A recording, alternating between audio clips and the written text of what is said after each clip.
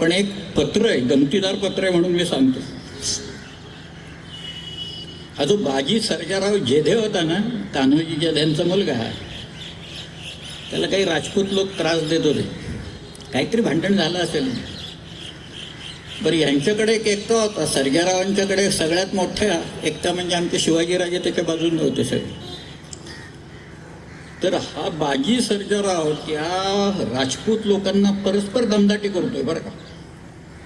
तो म्हणतोय, तुम्ही माझं ऐकत नाही आहात आणि तुम्ही मला त्रास देताय. हे तुम्ही इथे माझी क्षमा मागितली नाही तर मी शिवाजी महाराजांना जाऊन सांगेन हे लोक असं असं करतात म्हणून.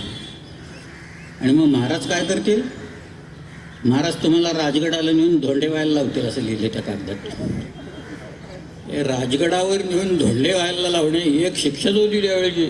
असं एक काय ते बांधकाम कसं काय केलं, कडेच्या टोकावरचं बांधकाम, 3-3 ओळींचं बांधकाम त्याच्यातलं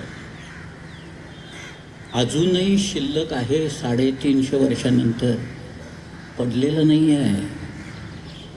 वर्तमानपत्र उघडलं, TV लावला की एक इमारत पडताना दिसते आपल्याला त्याच्यानुसार. तसं नाही आहे ते कुठेही, पक्क बांधकाम आहे.